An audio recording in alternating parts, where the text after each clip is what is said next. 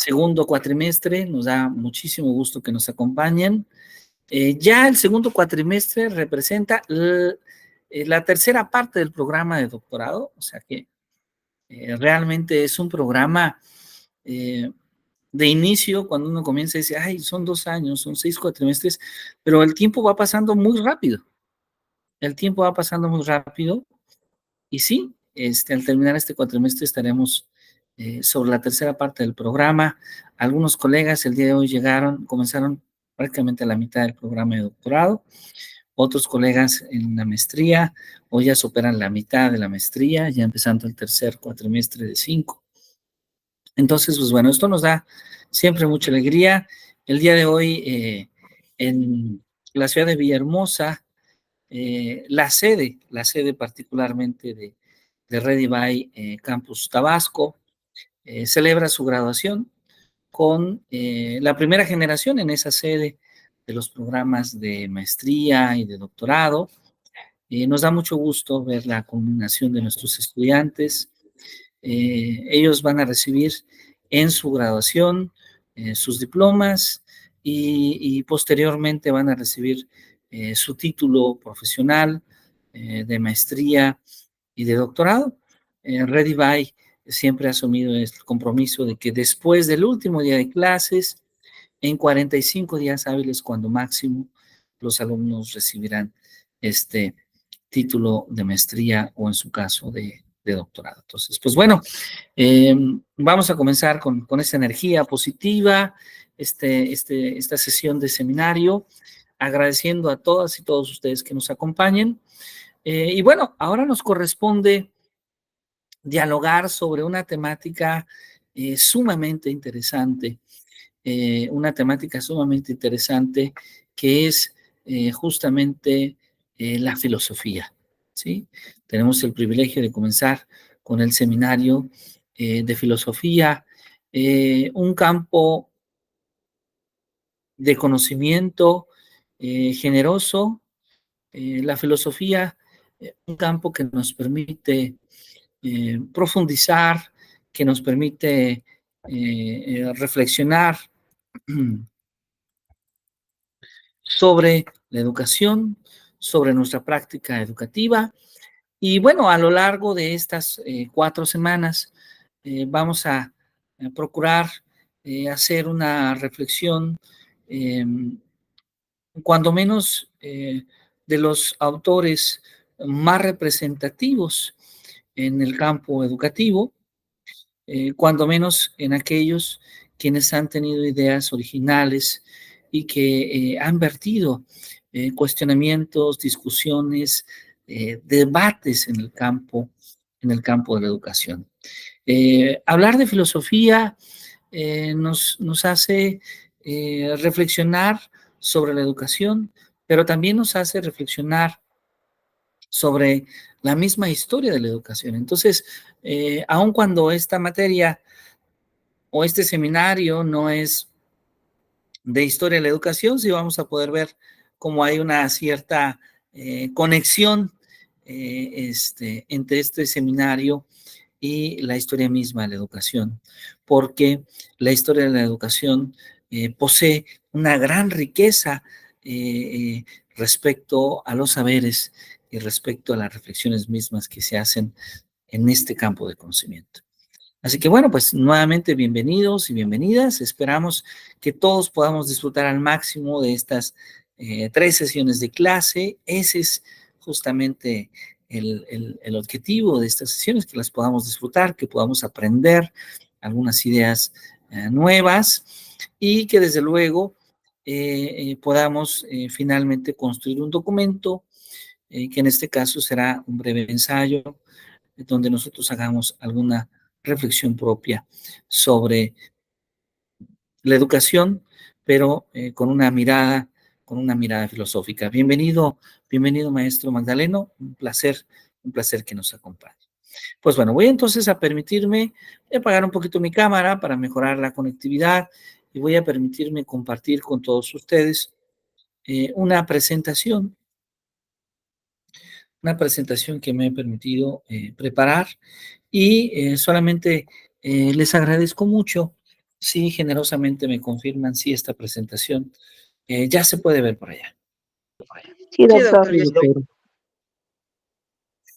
ya se puede ver, ¿verdad? Sí, perfecto, excelente. Pues bueno, esta es nuestra materia, filosofía de la educación. Y bueno, soy el doctor Jesús Castañeda Rivera. Nuevamente, bienvenidos a este seminario. Bienvenidos a este seminario. Y bueno, esta unidad de aprendizaje, filosofía de la educación, es una unidad de aprendizaje que se sitúa en el segundo cuatrimestre y que está principalmente compuesta por 4 unidades de estudio. La primera de ellas es justamente la filosofía de la educación como un campo de construcción, el hacernos algunos interrogantes sobre la educación y sus componentes, sobre el propio sistema de la filosofía de la educación. El segundo es la sociobiología del hecho educativo. A ver, un momentito, por favor, que alguien más nos acompaña. Bienvenido, maestro Andrés, bienvenido. Bienvenido, con mucho gusto. A ver, entonces comparto nuevamente para todos la unidad que justamente de lo que trata es de hablar sobre los bienes, sobre los valores educativos, sobre los fines de la educación misma. La tercera unidad donde vamos a hablar de los principales sistemas filosóficos, vamos a hablar de la comunicación educativa, de la educación en la libertad, de la temporalidad de la educación, cómo ha venido cambiando el concepto de educación, por ejemplo, a través del tiempo. Y finalmente, vamos a hablar un poco sobre el currículum, sobre la conceptualización del egresado, cómo las escuelas, con el paso del tiempo, han venido cambiando su perspectiva con respecto a las habilidades, a los saberes, a las actitudes que debe tener justamente el egresado. Entonces, lo que nosotros buscamos en este seminario es poder desarrollar los fundamentos teóricos de una manera activa, de una manera reflexiva en la práctica educativa, que nos permitan, justamente desde nuestros supuestos antropológicos y filosóficos dar respuesta a las diversas problemáticas educativas. Entonces, pues bueno, nuevamente les doy una cordial bienvenida a todas y todos ustedes y les pido por favor que comencemos justamente con estas 2 reflexiones, que tomemos por ahí nuestro cuaderno, el cuaderno que tengamos a la mano, y tomemos nota de estas 2 preguntas. ¿Qué es educar y para qué educar? ¿Sí? ¿Qué es educar y para qué educar? Vamos a reflexionar sobre la respuesta a estas 2 preguntas y vamos a tratar de construir una reflexión que puede provenir desde nuestra práctica en nuestra escuela, puede provenir desde nuestra propia experiencia, pero también puede provenir desde otros autores, si tenemos a la mano algún libro, algún texto, algún material donde se contemple justamente estas 2 preguntas. Entonces, vamos a tomarnos un par de minutos y les pido si amablemente comparten sus respuestas en el chat. ¿Qué es educar y para qué educar?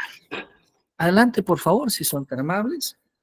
¿Qué es educar y para qué educar? Y voy a pedirles que generosamente escriban sus respuestas ahí en el chat. Bienvenido, maestro Eleno, un gusto que nos acompañe.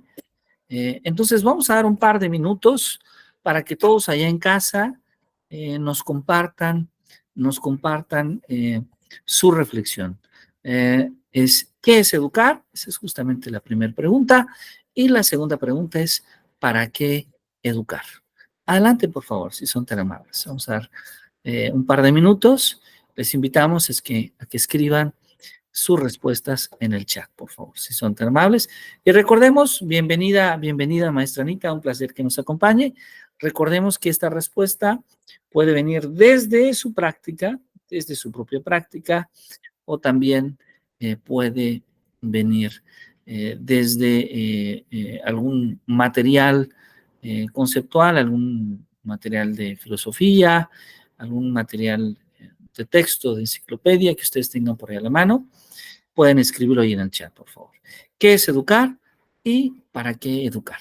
Adelante, por favor, si son tan amables.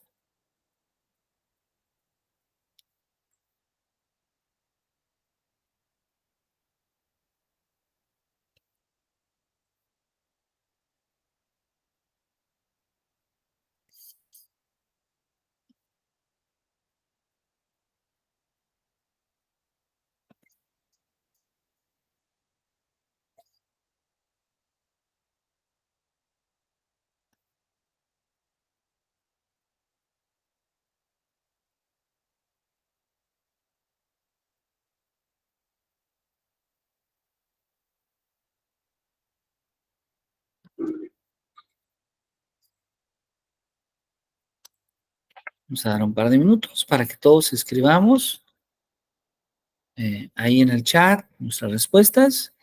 Todavía no les voy a dar lectura para dar un poquito de tiempo a que todos escriban.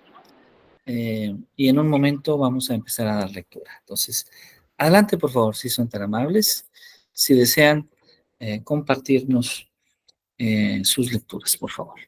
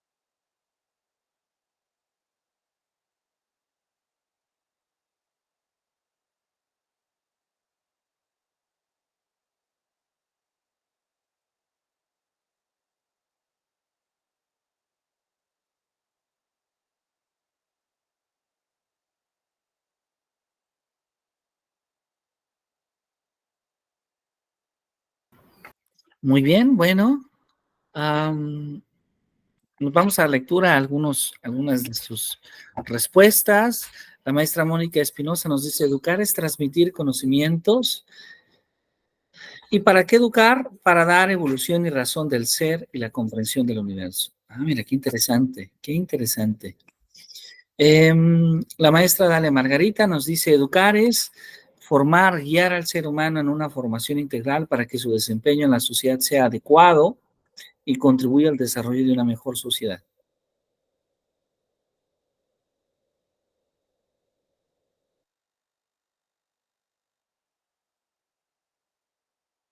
El profesor Magdaleno Hernández nos dice, educar es el protagonismo que se tiene para dirigir, orientar, facilitar, enfocar y brindar oportunidad para que se tenga la flexibilidad de entender y comprender el panorama, tema o contenido o situación contextual.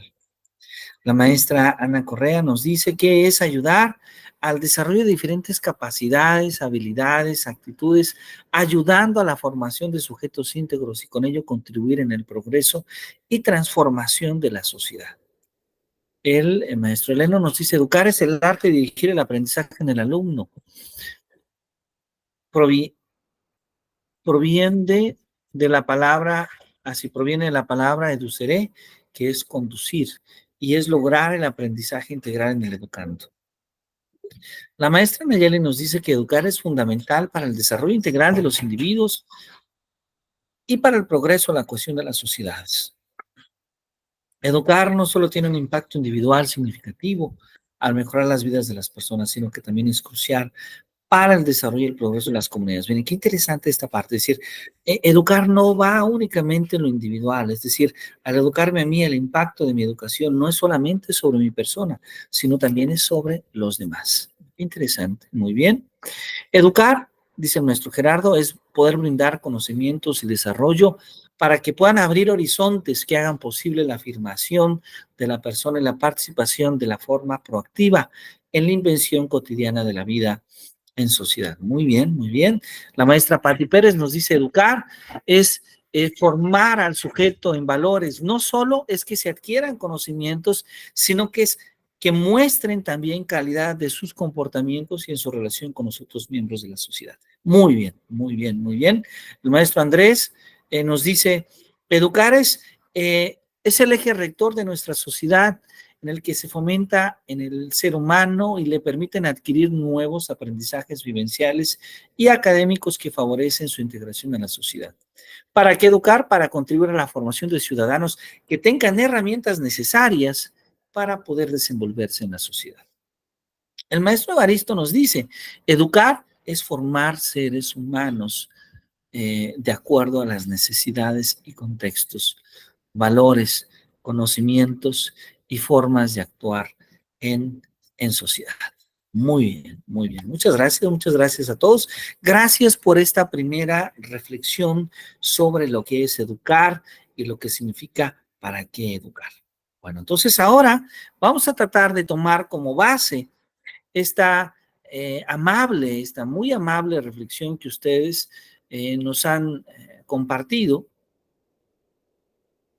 y vamos a llevarla justamente, vamos a llevarla ahora hacia un contexto de carácter casi histórico, ¿sí? Un contexto de carácter histórico. A ver si ahí se puede ver la presentación.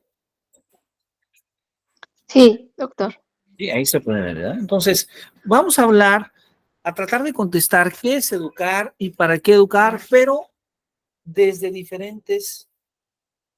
desde muy diferentes contextos. Por un lado tenemos esta definición, esta muy bonita definición que aparece en un libro que les recomiendo ampliamente. El libro se llama La Educación, ¿sí? Este libro de la educación, justamente, un texto eh, muy general donde se tratan varias teorías educativas, pero muy en especial el profesor Suárez, Luis Suárez, eh, profundiza sobre el concepto de educación.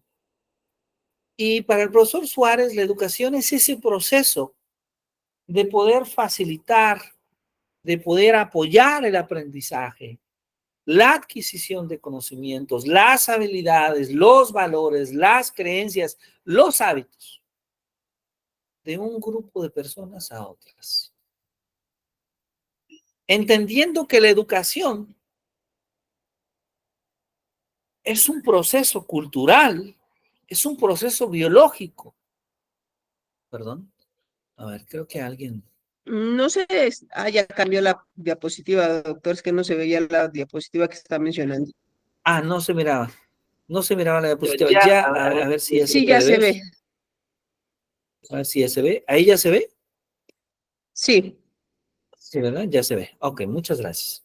Entonces decíamos que la educación es eminentemente un proceso cultural y biológico, que no solamente se produce a través del uso de la palabra, sino que podríamos decir que está presente en todas nuestras acciones, sentimientos y actitudes. Y bien, qué interesante, porque por un lado, hablamos de la adquisición de conocimientos, habilidades, valores, creencias y hábitos. Pero por otro lado, también hablamos de nuestras acciones, de nuestros sentimientos, de nuestras actitudes. Es decir, la educación no solamente hace referencia o le toma importancia a la formación intelectual, sino que también habla de la formación de la persona. Nos habla de la formación del ser humano. Nos habla de la formación del ser humano. Y es que el término educación, como ya el maestro Heleno lo había escrito un poco, proviene de educatio, del latín educatio, que significa crianza, o de educo, que significa educo o entreno. ¿Sí? Sus étimos latinos son educere, educaré, que los podemos interpretar como promover el desarrollo. Ese desarrollo intelectual, ese desarrollo cultural del educando, ese desarrollo de sus potencialidades, tanto psíquicas como también cognitivas. Entonces, insisto, la educación es ese proceso de facilitar, de apoyar el aprendizaje, la adquisición de conocimientos, habilidades, valores, creencias y hábitos, por un lado, y por otro lado, el poder darnos cuenta que este proceso cultural, que este proceso biológico, se produce mediante nuestras acciones, nuestros sentimientos, nuestras actitudes. Entonces, al hablar de educarnos, no es solamente la adquisición de saberes, no es solamente la formación intelectual, sino que lo humano también es importante. Al hablar de educación, es necesario hablar de enseñanza. ¿Por qué? Porque la enseñanza es uno de los medios, uno de los procesos por los cuales podemos educarnos. Al hablar,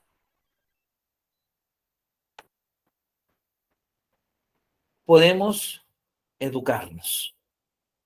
Sin embargo, es importante clarificar que educar,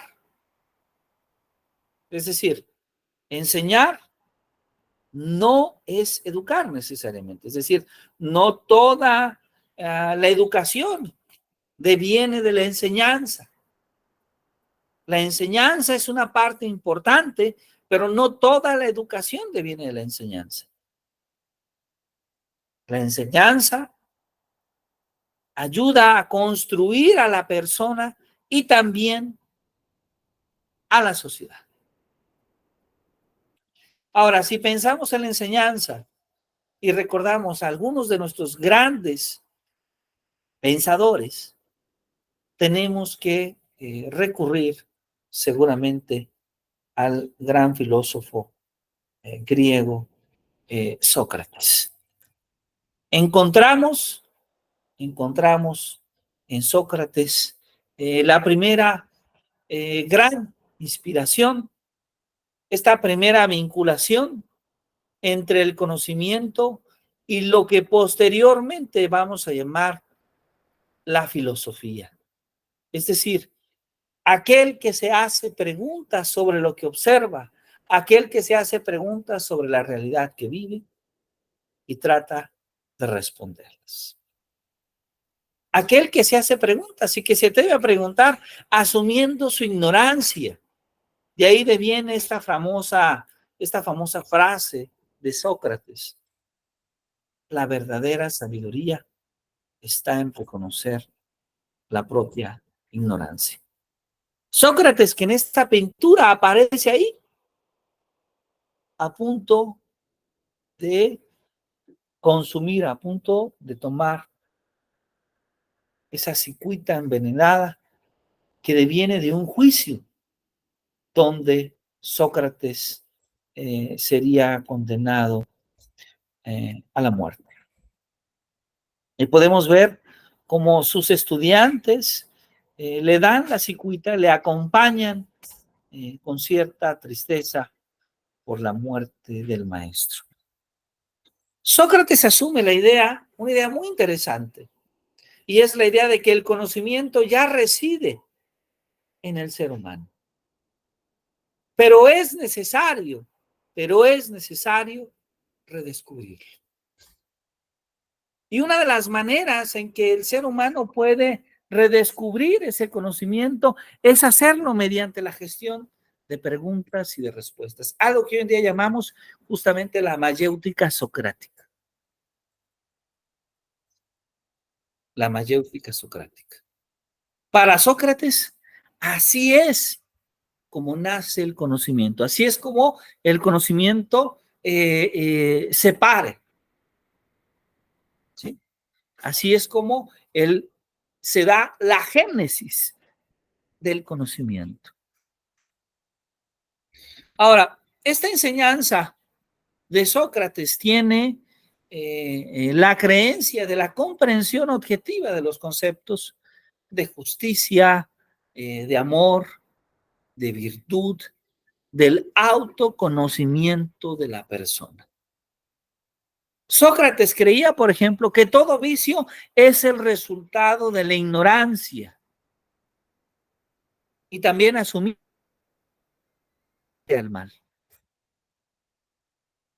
Por otro lado, la virtud es el conocimiento.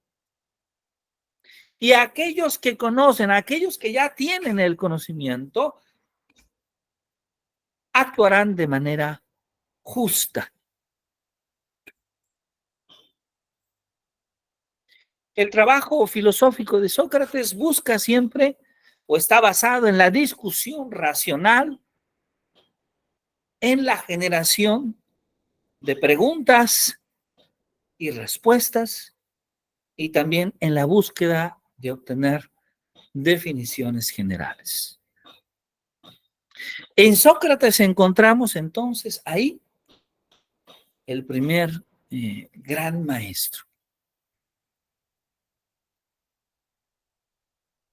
El primer gran maestro que nos ha permitido conocer, que nos ha permitido a través de sus preguntas reflexionar.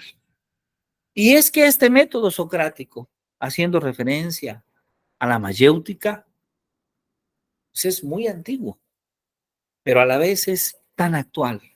Hemos comenzado el día de este seminario de filosofía y la educación haciendo mayéutica, cuestionándonos, preguntándonos, pidiendo a nuestros estudiantes que hagan una reflexión propia sobre dos preguntas. ¿Qué es educar y para qué educar? Y ese es un ejemplo justamente de la mayéutica socrática. Ahora, no solamente Sócrates se hizo preguntas sobre la educación o sobre la vida, también de sus alumnos más destacados, Platón. De hecho, gran parte del pensamiento que conocemos de Sócrates lo debemos a Platón. Platón considera que el educador debe de promover al educando un proceso de interiorización para que pueda pertenecer al mundo de las ideas, al mundo de las ideas. ¿Sí? Ese mundo al que Platón se refiere, que solamente es posible con la renuncia corporal y con los sentidos. Ese mundo de las ideas se puede alcanzar, ¿cómo? Se puede alcanzar a través de la dialéctica, a través de ese diálogo argumentado, a través de esa discusión con evidencia que se da entre las personas. Es la dialéctica, la forma en que podemos alcanzar el conocimiento, en que podemos alcanzar la educación. Es la dialéctica el medio por el cual podemos ascender desde la opinión, desde aquello que imaginamos, desde aquello que creemos, hasta el verdadero conocimiento de la realidad. Y justamente después de ello viene la contemplación inmediata de las ideas, que como ya había anunciado, solamente es posible si renunciamos a los sentidos y a nuestro cuerpo. Para Platón, la educación tiene como principal fin, aquí ya aparece un para qué, los hombres plenos y virtuosos. Formar a los hombres plenos y virtuosos. Es Platón quien observa una relación sumamente interesante y especial entre el individuo y la sociedad. ¿Sí? Vamos a poder encontrar obras clásicas del pensamiento de Platón que nos hablan sobre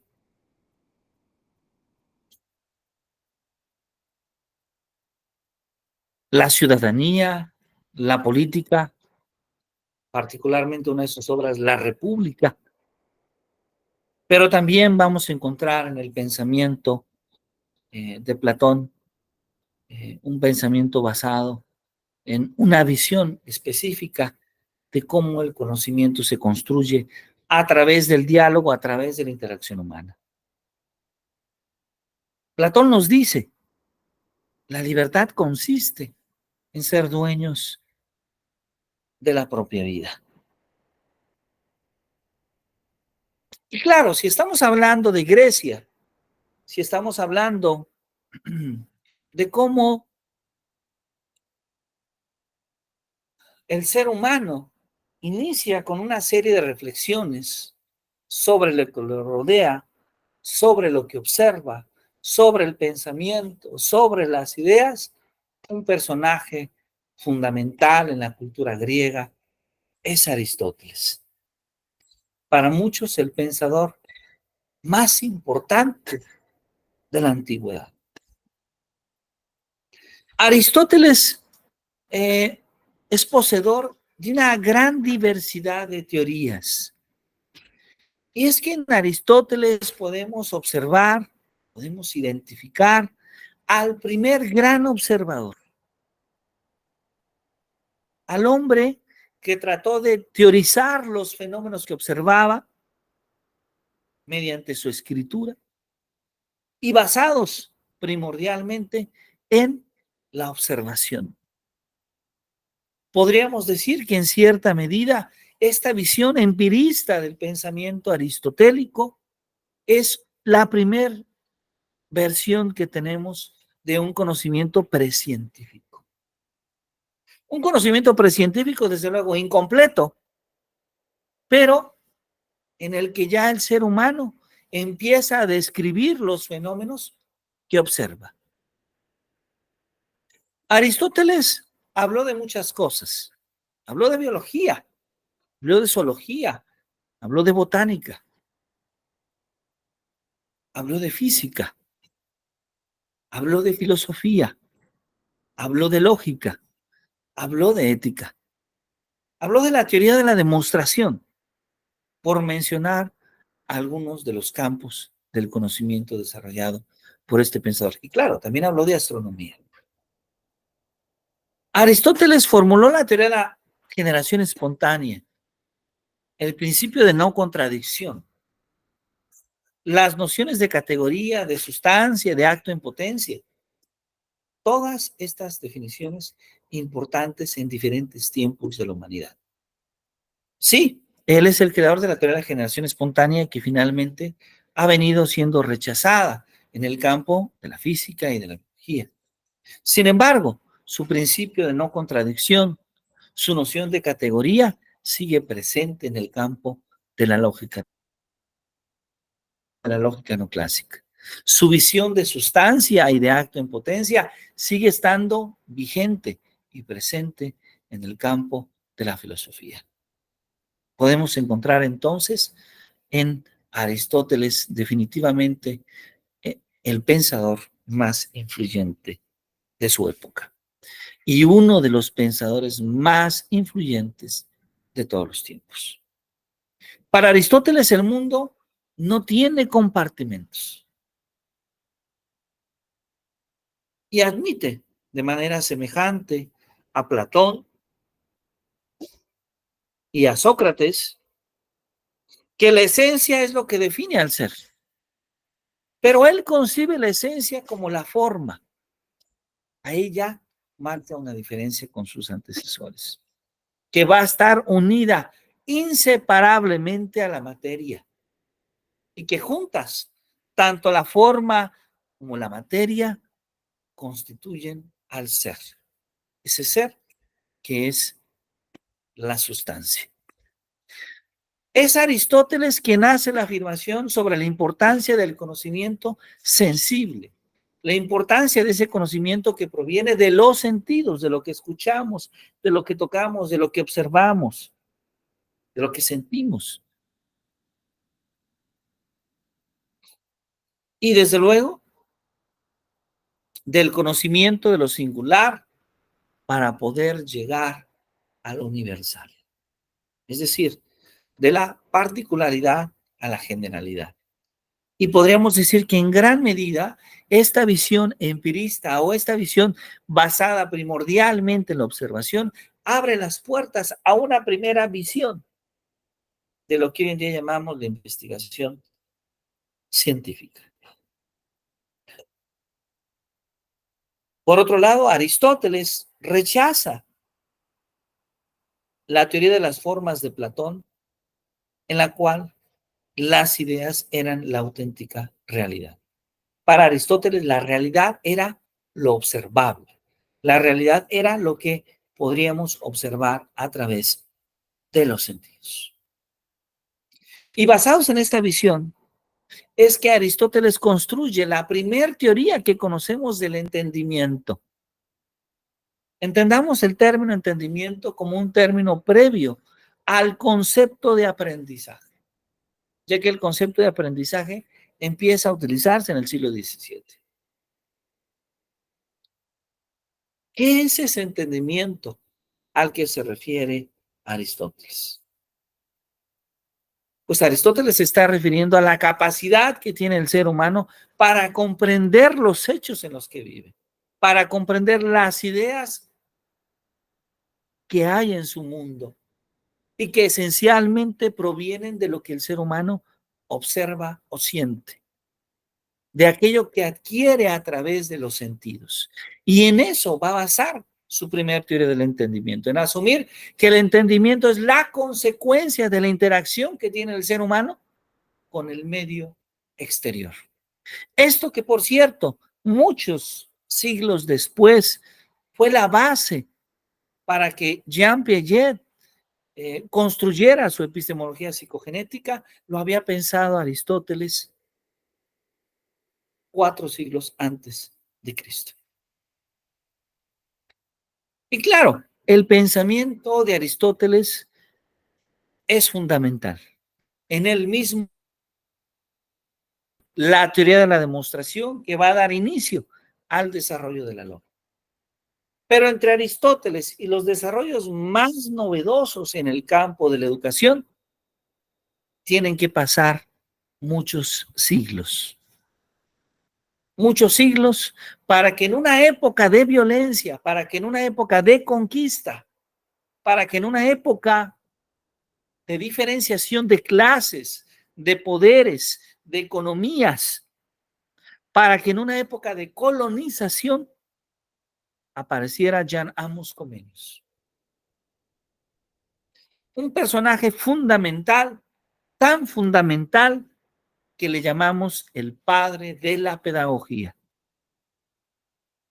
Jan Amos Comenius, quien trabajó en la ilustración de libros, quien trabajó en el uso del teatro, para utilizar el teatro como un medio de construcción de la cultura y también como un medio para la educación. El teatro como un medio popular para educar, para llevar el conocimiento y las ideas a las personas. En una época de violencia, quiero insistir esto, en una época de colonización, va a ser Joan Amos Comenius quien trata de reivindicar la escuela práctica. La escuela en la que aquello que se aprende para la escuela sea útil para la vida misma, le dé dignidad a la persona. Y un punto fundamental, una escuela en la que no haya malos tratos, una escuela al estudiante y muy especialmente no se violente al colonizado. Es Joan Amos Comenius quien proclama que la educación debe ser para todos los hombres, para todos los pueblos. Y escribe justamente Didáctica Magna. Él es el primero que escribe el término de ciencia de la educación, pensando justamente en la educación como un campo de conocimiento autónomo donde se desarrollan técnicas para la enseñanza. Joan Amos Comenius nos dice, todo hombre tiene actitud innata hacia el conocimiento y no lo restringe solamente a una élite o a unos iluminados. Así crea la concepción de una escuela popular de gran cubrimiento a la que todos tengan acceso.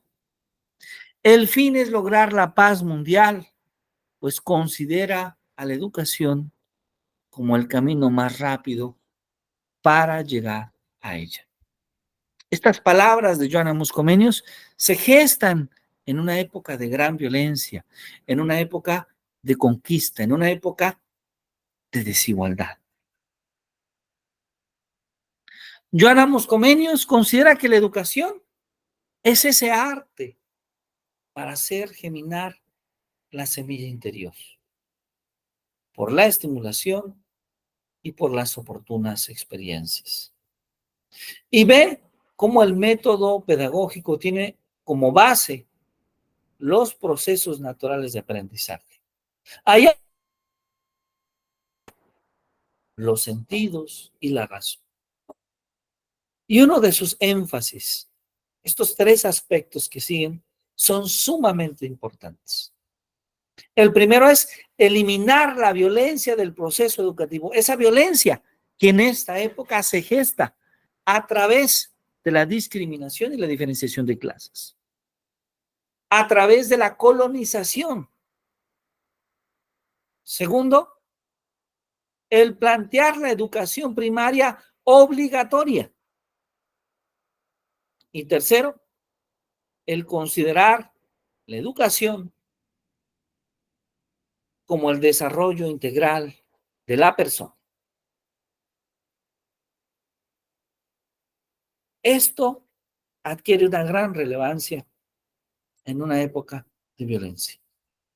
Y esto se convierte en la primer gran reforma educativa que impacta diferentes partes del mundo. Joan Amos Comenius propone entonces que se debe animar en el alumno un culto de los sentidos para más adelante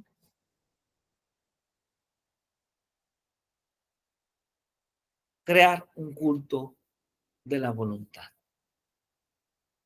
Pues es el alumno quien desarrolla en sí sus propias facultades y llega así a convertirse en una persona original.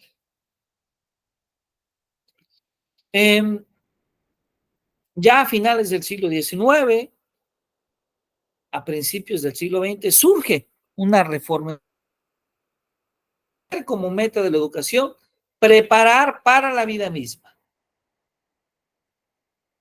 Entonces, no solamente es necesario potencializar su actividad, su libertad, su autonomía en el alumno, sino también enfatizar el valor, el significado y la dignidad del alumno mismo.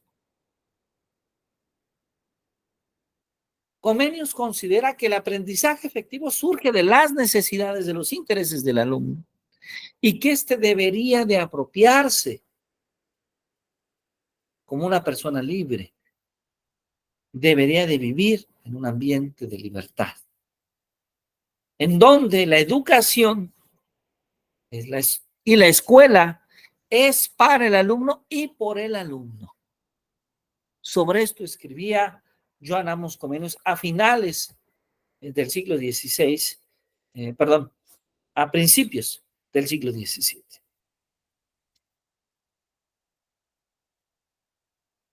Esta es la reflexión que nos deja justamente el padre de la pedagogía.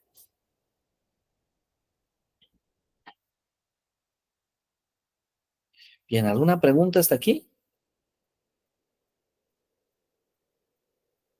No, todo interesante, doctor, gracias. Muy bien. Yo nada más una duda, doctor, pero es respecto a la presentación. ¿Está cambiando las diapositivas? Sí, sí, claro. Sí, claro. Porque es que a mí me sigue apareciendo la de la educación, la primera que es un proceso de facilitar. Entonces no sé en qué Ay, se falló. no, hemos estado cambiando. Esto significa que no vieron ni a Sócrates, ni a Platón, ni a Aristóteles, ¿es correcto? Eso es correcto. Sí, lo escuchamos, pero Dios. interesante. Pero no los vieron entonces. A ver, entonces voy a proyectarlos porque es importante verlos. A ver, les pido por favor, si generosamente me indican si se puede observar por allá. Sí, ya. Sí, ¿Ya vieron doctor. a Sócrates? Les describí entonces de manera, oral, esta imagen de Sócrates tomando la cicuta envenenada. Ahí está Sócrates. Por acá estaba Platón. ¿Ah? Y ahí tenemos a Aristóteles. Tenemos a Bien. Aristóteles. Y nos va a faltar uno más, porque ya vamos en uno más. Les ofrezco una disculpa el atraso de las imágenes, que era Joan Amos Comenius. Ahí está Joan Amos Comenius, ¿correcto? Sí.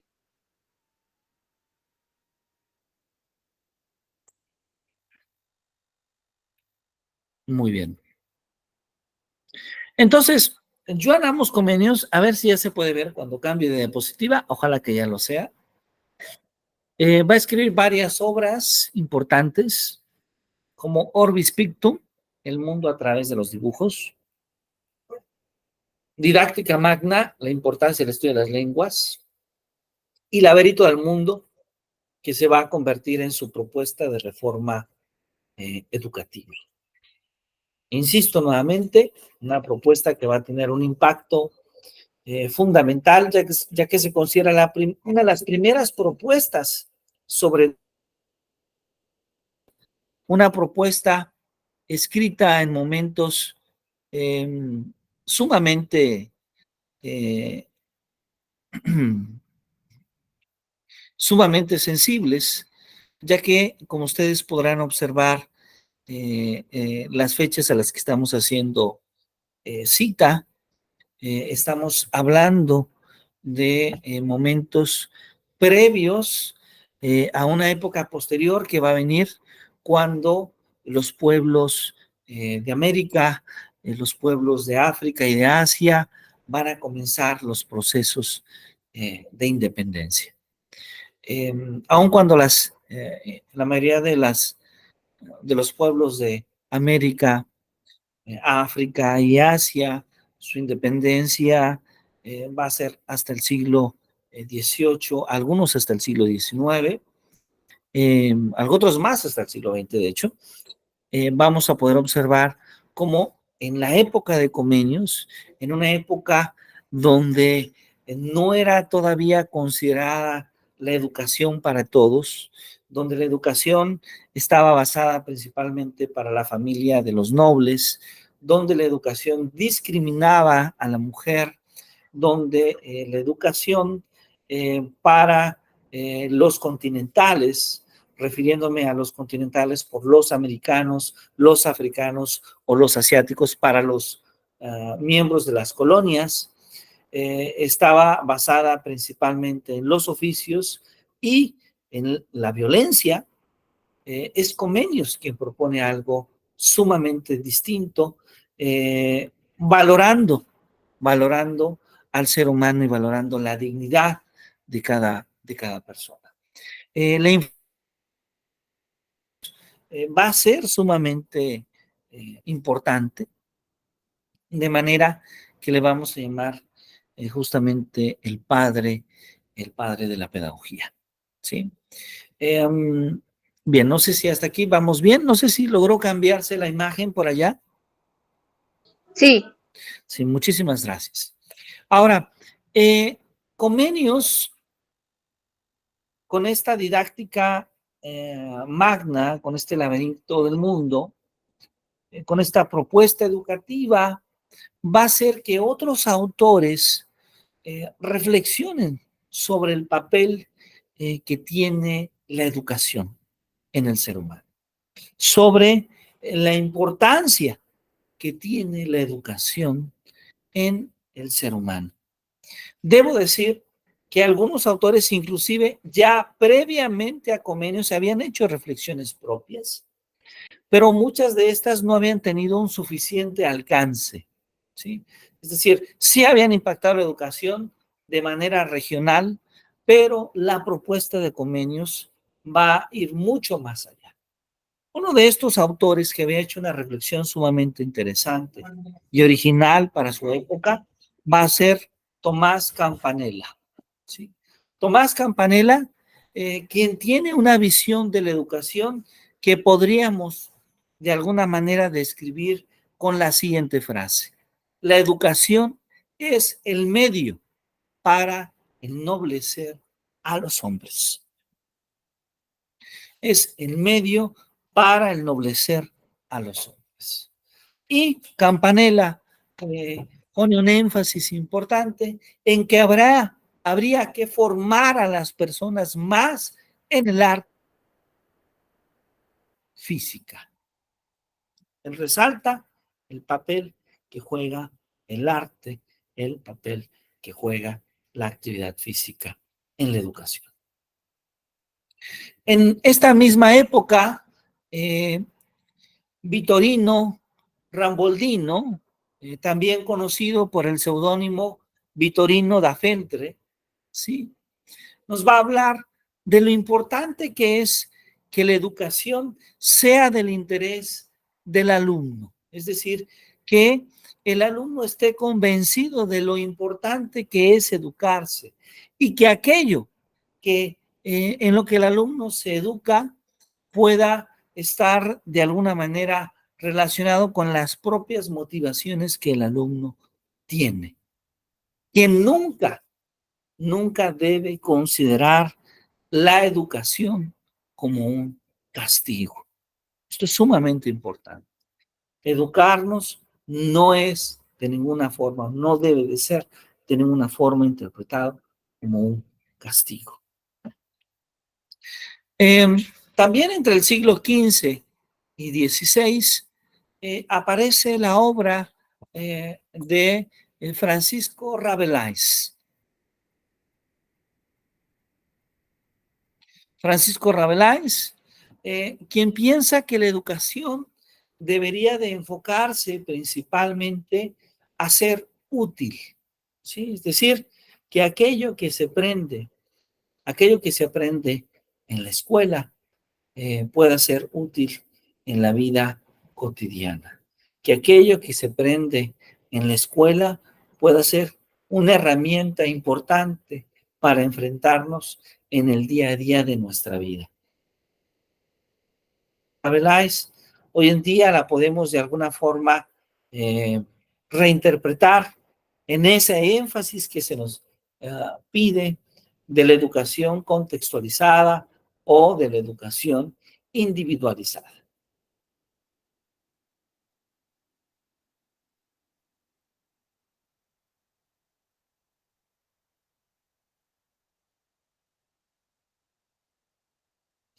Uno de los personajes más influyentes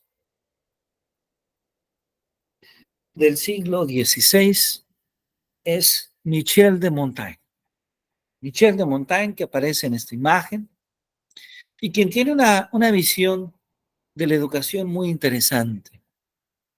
La educación debe formar al hombre mejor, debe de librarlo de prejuicios sociales y de falsos orgullos. La educación debe de hacer al educando un ser reflexivo, humanamente formado, antes que repleto de conocimientos.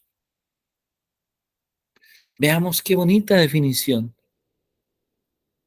nos regala Michel de Montaigne. Cuando nos habla de la educación y de cómo la educación debe de formar al ser humano, ¿sí? Librarlo de prejuicios sociales y de falsos orgullos. Qué interesante, es realmente poderoso esta frase. Hacerlo reflexivo, hacerlo sensible a los demás, formarlo humanamente y no solamente llenarlo de conocimientos. Estas es justamente las palabras de Michel de Montaigne. Otro pensador, probablemente con una proyección aún más amplia, fue Juan Luis Vives.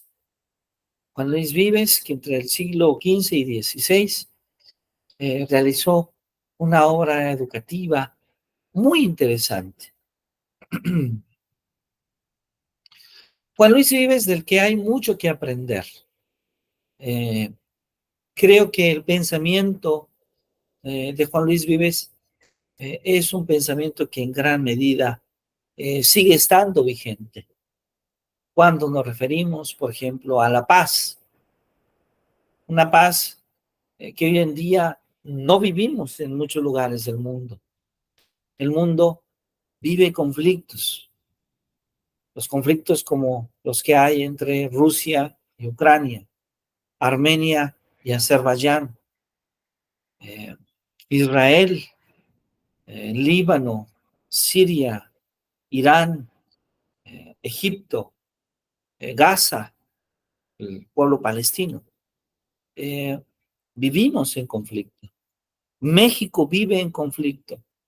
No tenemos una guerra establecida, pero han muerto una impresionante cantidad de personas derivadas de la violencia que vive en nuestro país. Y creo que esta frase de Juan Luis Vives deberíamos de hacerla, deberían de hacerla muchos gobernantes que piden la guerra. La primera condición para la paz es la voluntad de lograrla. Juan Luis Vives piensa en la sabiduría como una diosa que gobierna la educación, y al maestro como un padre amoroso de sus discípulos con quienes comparte su saber. Vives escribió, por cierto, una obra que se llama Tratado del Alma, y él ahí concibe la educación como un medio constructivo para alcanzar una vida plena, una vida digna, una vida edificante, donde donde la meta final de esa vida son los valores morales. Y, y estos valores a los que Vives hace referencia son justamente el respeto hacia los demás, son la libertad hacia los demás, ¿sí? Algo que en nuestros tiempos, tomando este ejemplo de la violencia que vivimos en nuestro país y en otras partes del mundo, hemos perdido. Hemos perdido el respeto por las demás personas, el respeto por quienes creen y piensan de manera distinta a nosotros. Y creemos que lo único correcto es imponer nuestra forma de pensar, nuestra visión del mundo. Y olvidamos lo importante que es el respeto hacia los demás. Podríamos decir que si seguimos esta línea de pensamiento de la que nos hablan muchos autores, vean nada más: Rousseau, Pestalozzi, Robel, Tolstoy, Key, Dewey, Clarepade, Montessori, De Croo,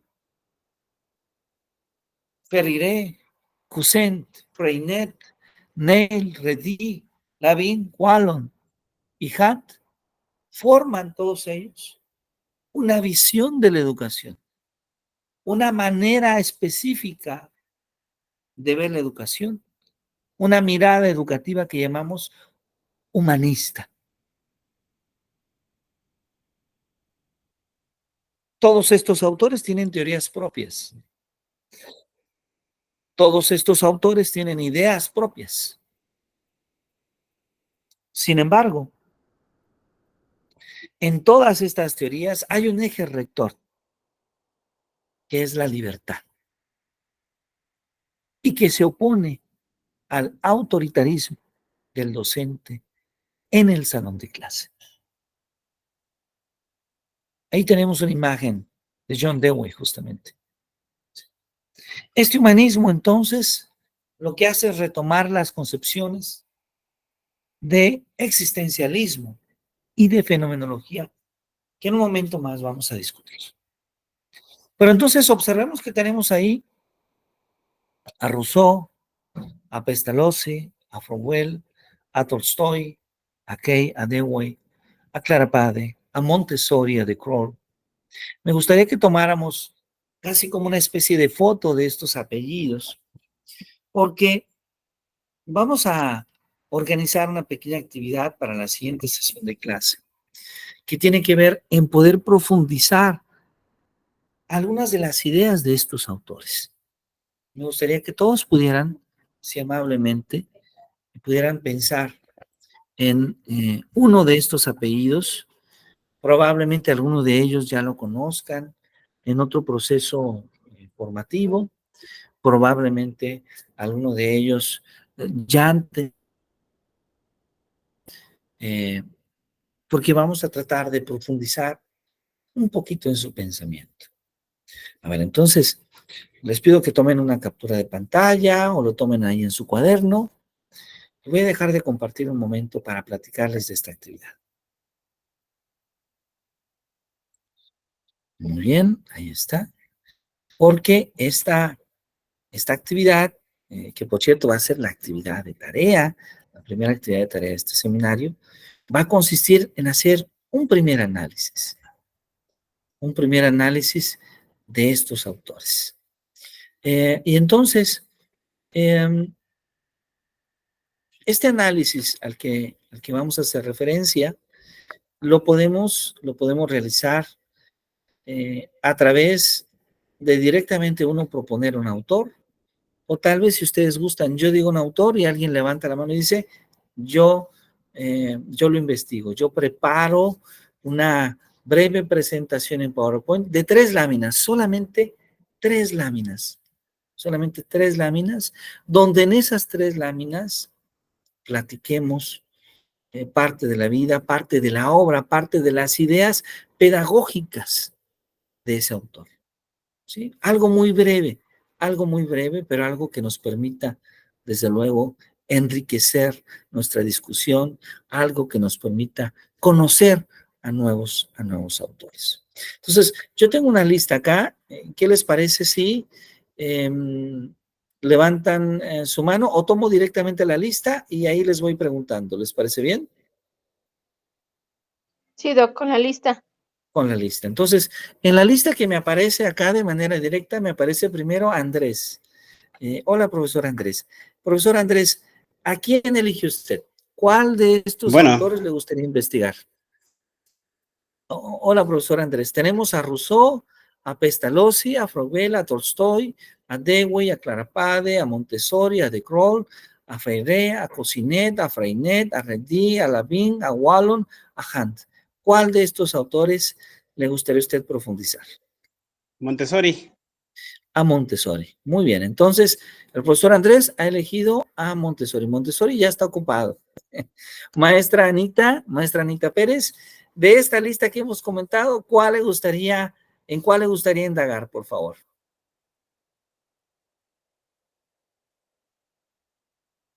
Pueden, si no pueden usar su micrófono por alguna razón, pueden escribirlo en el chat, desde luego.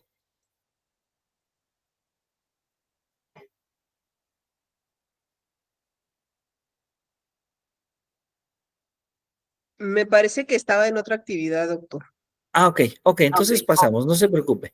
Muchas gracias. Maestra Ana Correa. Yo elijo a Rousseau. Rousseau, ok. Rousseau ya está, entonces ya está Montessori, ya está Rousseau, muchas gracias. Maestra Dalia Margarita.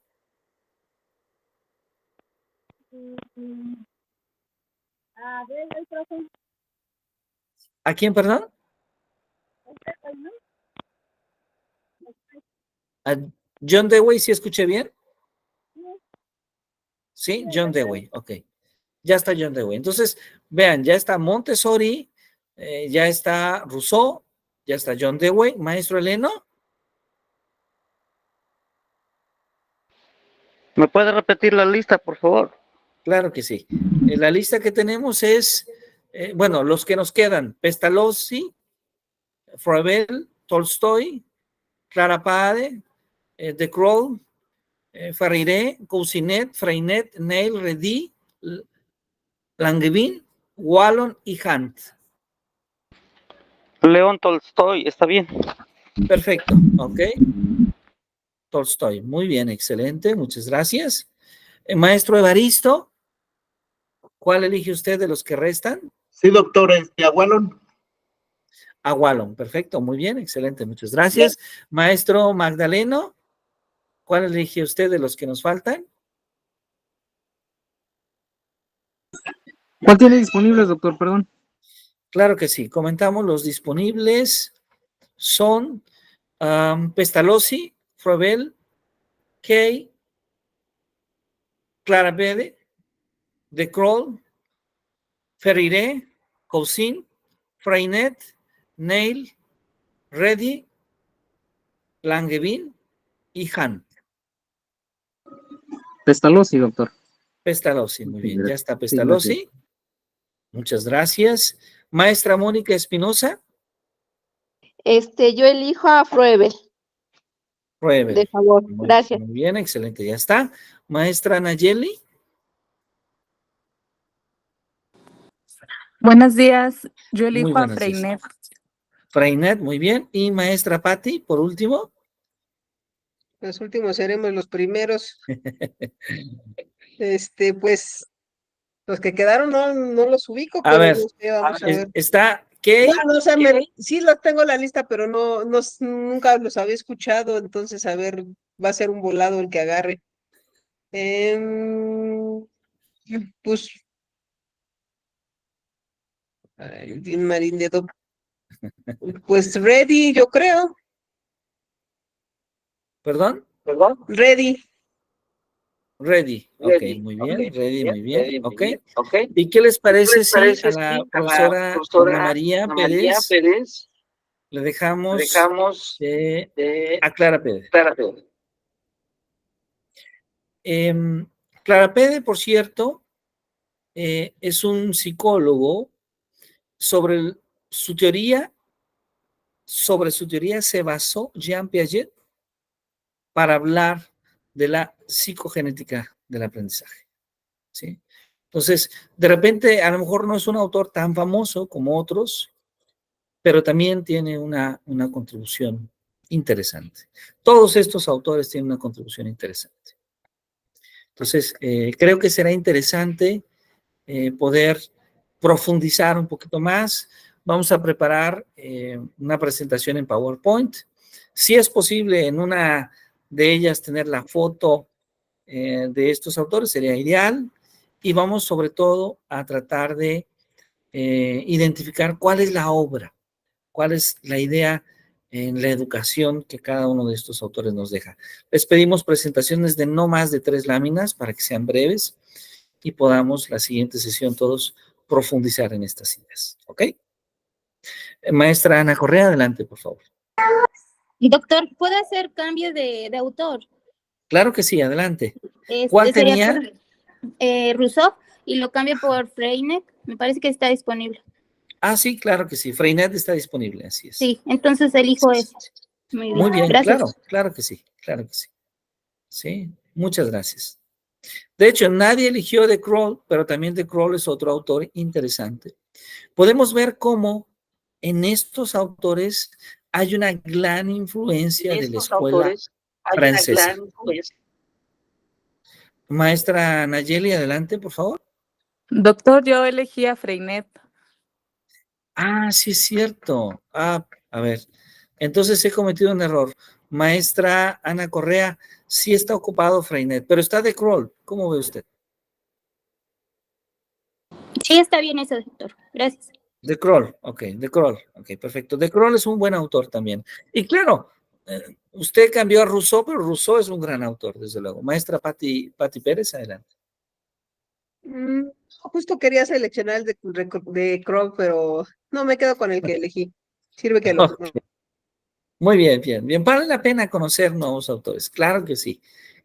Uno se sorprende con lo que se escribe y se aprende. Entonces, para todos será un ejercicio interesante. Vamos a prepararlo de manera, como os comenté, una exposición breve, pero enriquecedora.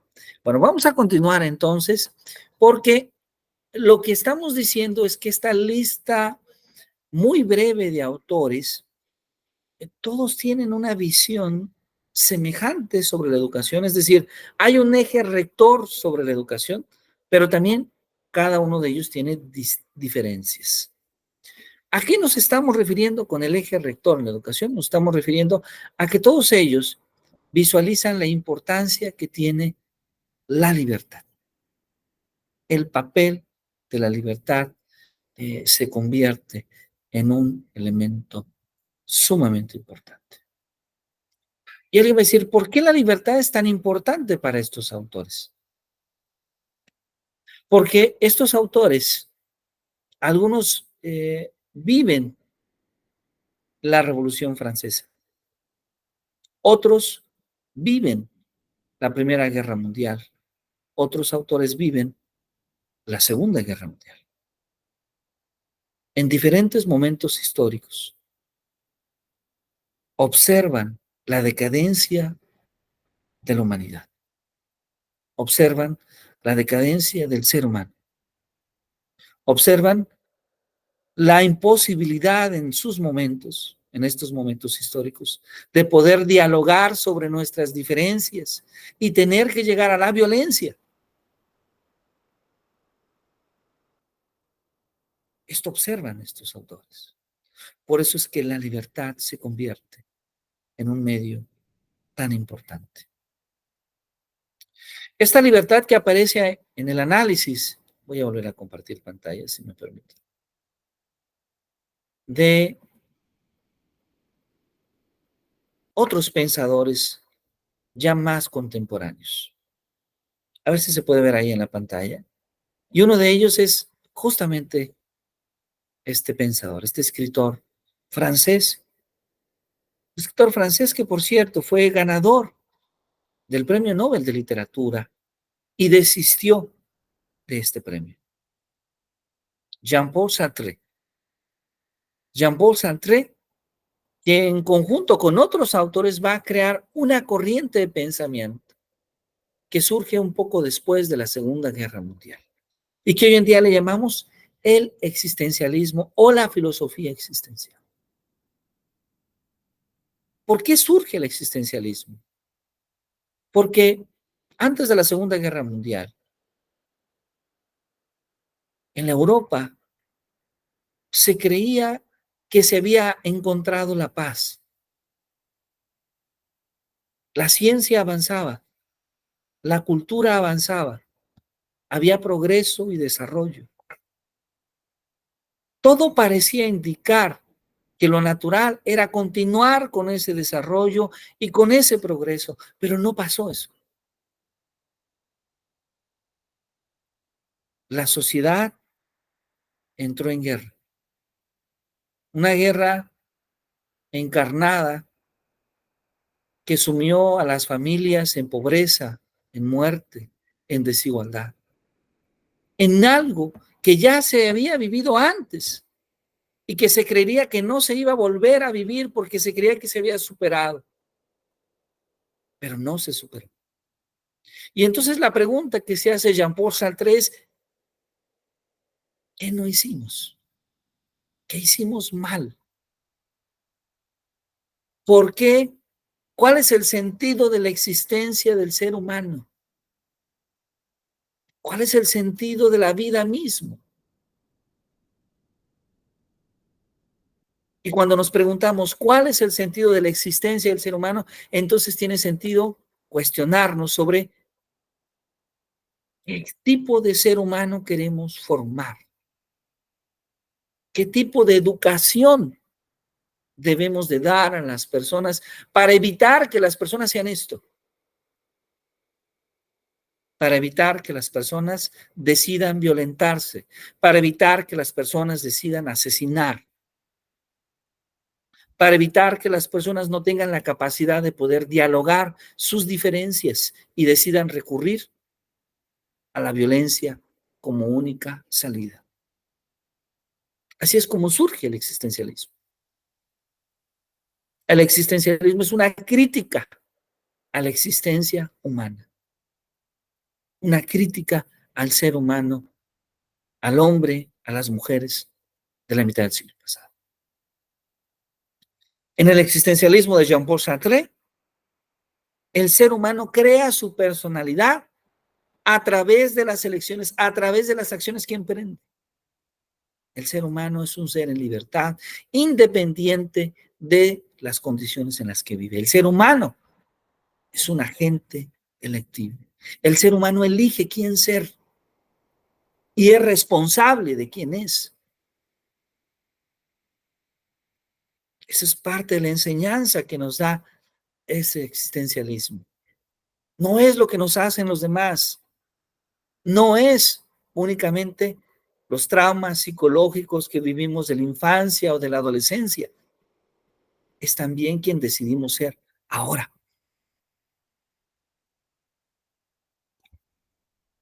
Y tenemos que ser responsables de nuestras acciones.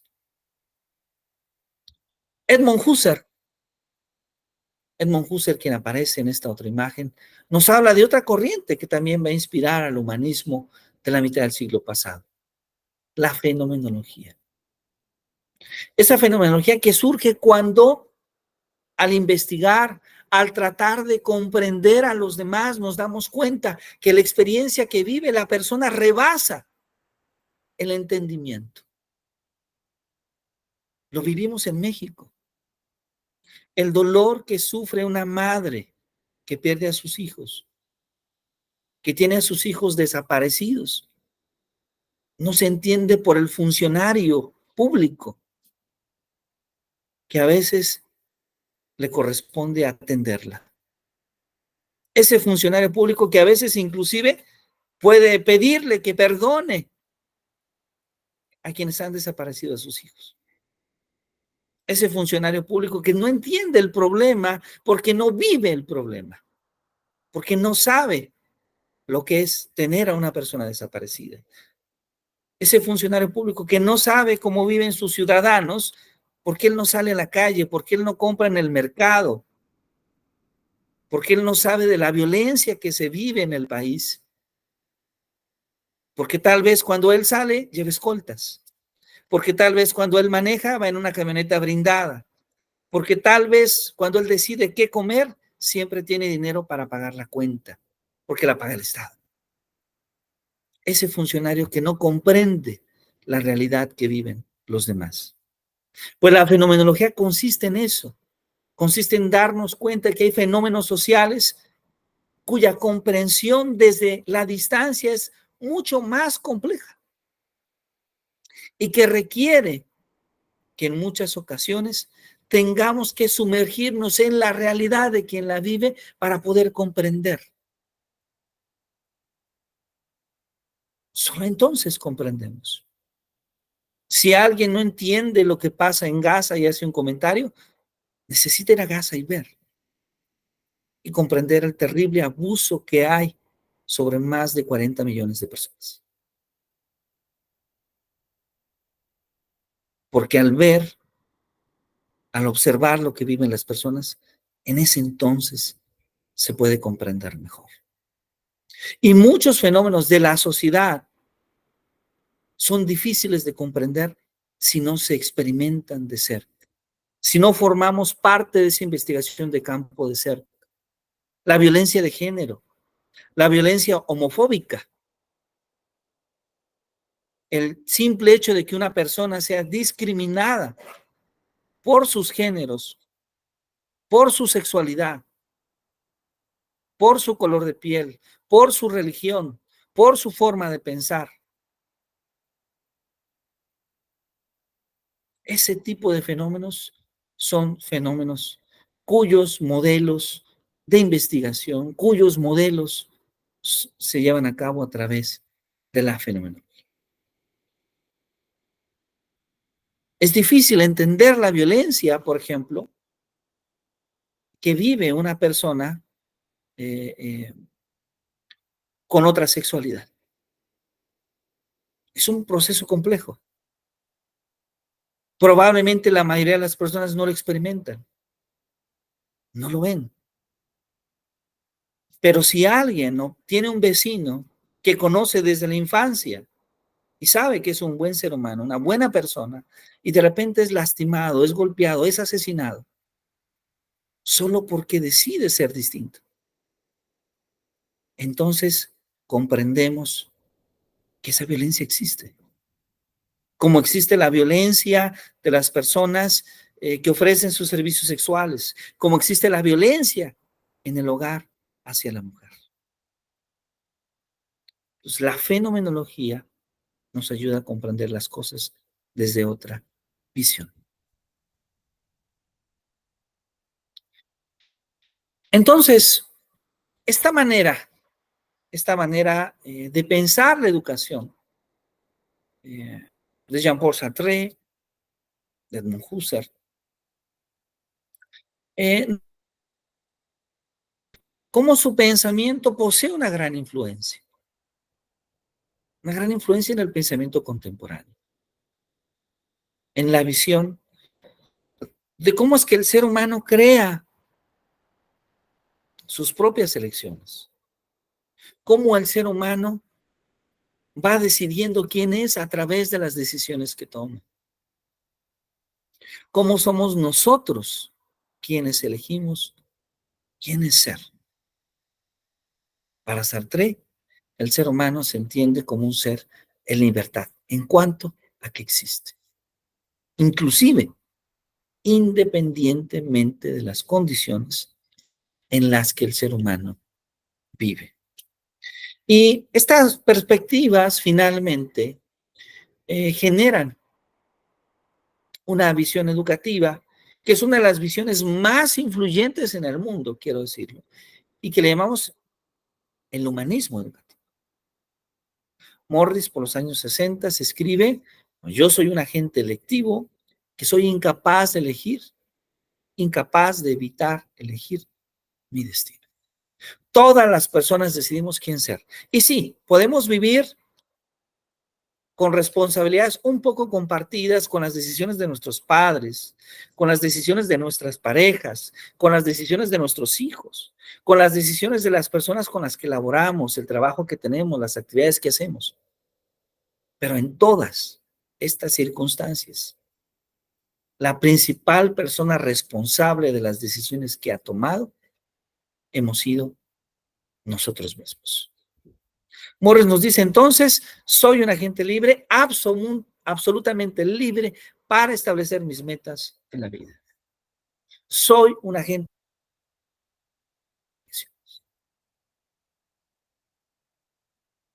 Esta visión, tanto de Jean-Paul Sartre como la visión de Edmund Husserl, también es analizada bajo otra perspectiva, una perspectiva que aparece en los trabajos de Maurice Merleau-Ponty, un escritor francés, que por cierto sus primeros trabajos también fueron en existencialismo filosófico. Pero Merleau-Ponty también se interesa por la formación de Oriente. Combina, por un lado, la formación occidental, pero también se interesa por la formación en la India, en China, con una gran influencia espiritual. Y la consecuencia de ello es una nueva fenomenología que de inicio es propuesta por Edmund Husserl, pero que es extendida a lo que vamos a llamar una fenomenología de la percepción por Merleau-Ponty. Merleau-Ponty nos dice: la educación sigue privilegiando a la razón. Alguna vez un filósofo alemán, Immanuel Kant, se cuestionó sobre lo que debe de dirigir las acciones del ser humano. Y Kant tendría 3 propuestas: las pasiones, los sentimientos y la razón. Kant, de manera justificada, nos explica por qué razón no elegiría ni a las pasiones ni a los sentimientos. Por cierto, su obra se llama Crítica a la razón pura. Y Kant nos explica por qué es la razón la que debería de guiar al ser humano. Sin embargo, como lo hace Maurice Merleau-Ponty, Kant deja de lado un aspecto esencial, que es el cuerpo. El cuerpo forma parte del ser humano. El ser humano no es solamente sentimientos. El ser humano no es solamente una mente. El ser humano necesita la corporeidad. El ser humano, junto la corporeidad, junto con nuestra mente, junto con nuestros sentimientos, ¿sí? Entonces desarrolla justamente la conciencia y da un compromiso existencial entre la persona y las circunstancias que vive la persona, porque a través del cuerpo también aprendemos, porque el cuerpo también nos hace conscientes. Y Gran parte de esta idea de Maurice Merleau-Ponty hoy aparece en los modelos educativos que vivimos en América Latina, particularmente en México, cuando hablamos de la literacidad. El darnos cuenta que el niño tiene que recuperar los sentidos, que el niño tiene que darse cuenta que también se aprende a través de los sentidos, que a través de los sentidos somos conscientes de nuestro cuerpo. Y si somos conscientes de nuestro cuerpo, aprendemos a cuidar nuestro cuerpo, a cuidar nuestra mente. Aprendemos a saber quiénes somos. El cuerpo, y me gustaría, si ustedes me permiten terminar con esta frase de Merleau-Ponty, el cuerpo del ser humano, al ser material, fue para Descartes ese análogo a una máquina, un objeto separado del sujeto. Al ser humano como cosa pensante que gobierna al cuerpo. Para Merleau-Ponty no hay esta distinción, esta separación entre cuerpo y espíritu. El ser humano es cuerpo y espíritu. El cuerpo no es una figura o una forma, sino que constituye una estructura viva. Cuerpo, corporeidad y percepción constituyen un mismo fenómeno que permite comprender el mundo. Entonces, este fenómeno al que hace referencia Merleau-Ponty es donde se comprende al otro. Es donde al comprender al otro nos comprendemos a nosotros mismos. Bueno, me gustaría detenerme aquí. Hemos hablado el día de hoy de varios autores y bueno, espero que hayan disfrutado de esta discusión de diversos autores para escuchar sus preguntas, para escuchar sus comentarios, para escuchar sus dudas. Adelante, por favor.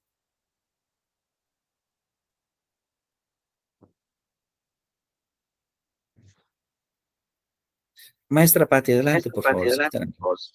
Gracias, doctor. Pues yo creo que las dudas van a surgir la próxima semana cuando presentemos la vida y obra de los autores que nos encargó, porque ahorita sí fue, los autores que mencioné al principio son más conocidos. Y pues usted siempre tiene una plática muy, muy interesante cuando da su clase. Pues Gracias. no nos queda, bueno, al menos a mí no me queda así como para preguntarle, ay, pues esto, o alguna cuestión en particular. Entonces yo creo que la próxima Muchas semana es gracias, cuando van a maestra Pati. surgir las dudas. Muchas gracias. Pues bueno, la idea era justamente el día de hoy observar cómo hay varias corrientes de pensamiento, varias corrientes de pensamiento que impactan la educación. Entonces, la educación no solamente cambia por los educadores. Los otros campos de conocimiento hacen que cambie la educación, ¿sí? La filosofía ha hecho que cambie la educación, la psicología ha hecho que cambie la educación. Hoy en día, por ejemplo, el desarrollo de tecnología e innovación está haciendo que cambie la educación, ¿sí?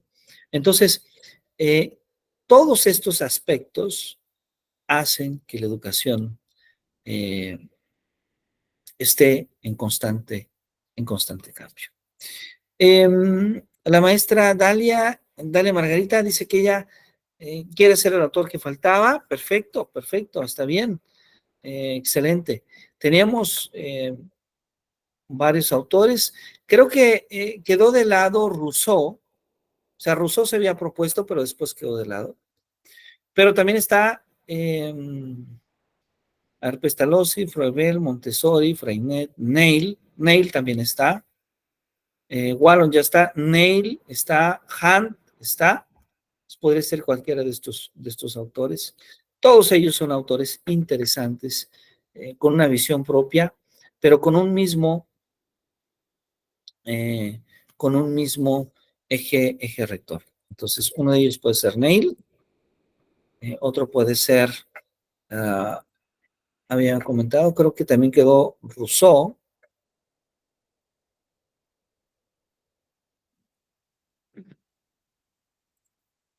¿Por qué no los asigna para que queden todos cubiertos, doctor? Bueno, había pensado en dejar solamente uno para no abusar de su tiempo. Pero los otros yo los puedo platicar con mucho gusto para no cansarles demasiado. ¿Qué les parece si anoto estos dos, maestra Dalia? Puede usted tomar alguno de los dos, a Neil o a Rousseau, y con mucho gusto, los que falten yo los platico, les comparto con mucho gusto. Todos estos autores van a formar parte de una misma corriente de pensamiento, una corriente muy influyente, porque la educación se asume humanista. La educación se asume humanista. En nuestro país, el artículo 3 de nuestra Constitución nos habla de una educación humanista. Pero entonces, ¿a qué humanismo? Cada uno de estos autores tiene una propuesta de humanismo. Y aún nos faltan muchos más que vamos a estar revisando. Pero en lo general, cuando hablamos de una educación humanista, sí hay un eje rector, como ustedes ya se pudieron dar cuenta, y uno de ellos es la libertad. ¿Sí? La libertad.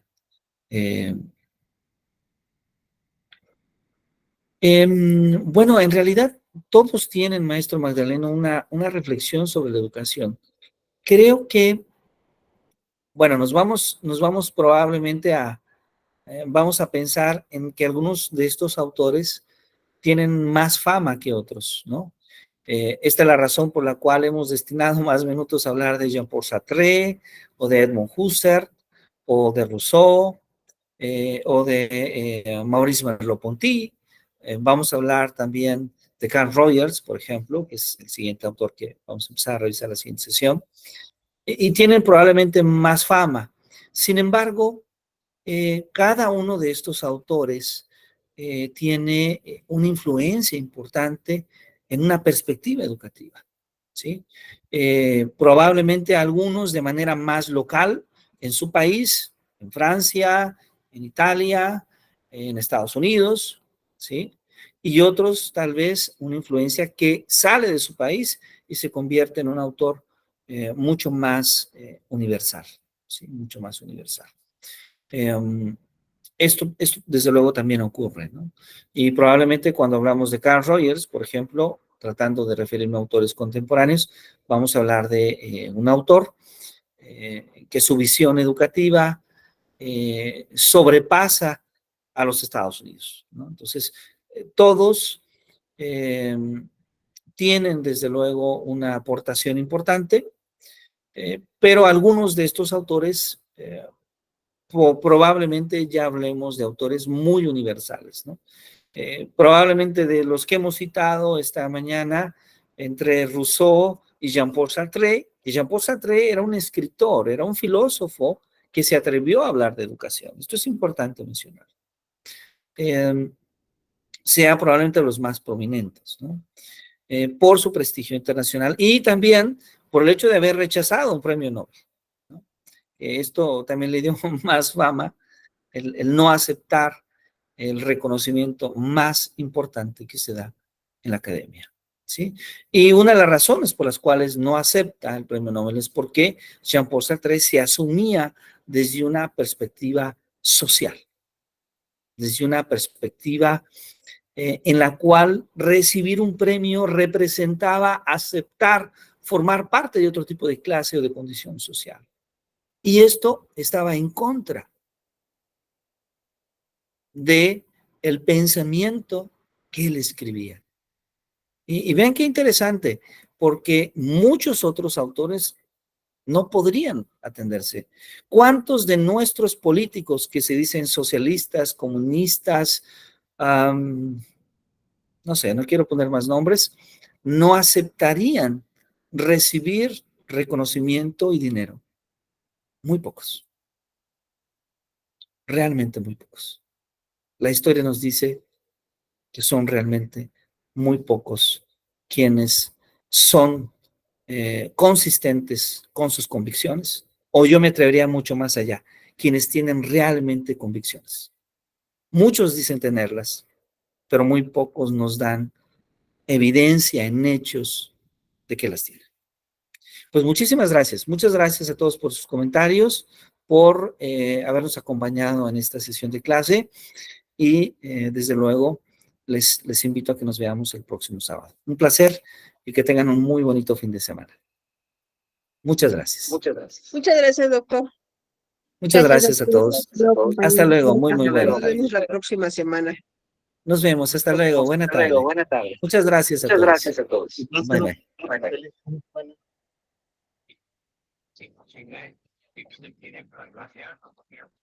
bye.